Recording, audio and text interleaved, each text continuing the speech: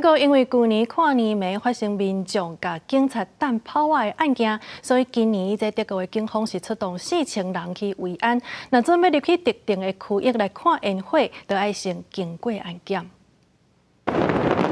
不然登报门，灿烂的跨年烟火，当年吸引大批民众来欣赏。要么今年想要进入特定区吸收烟火，要先通过警方的检查站。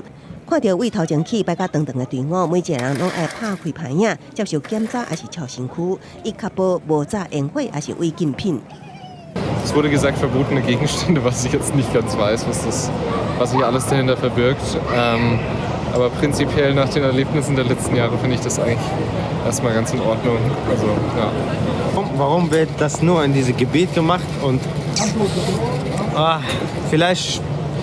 Es ist ein bisschen traurig, weil ich bin hier aufgewachsen in Deutschland und ich habe das noch nie gesehen.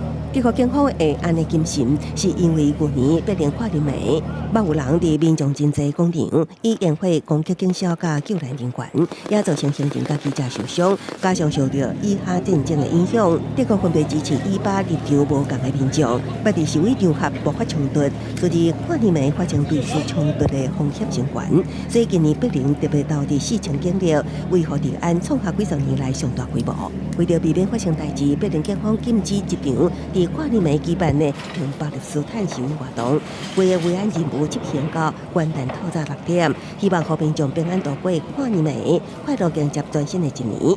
公司新闻再回并编译。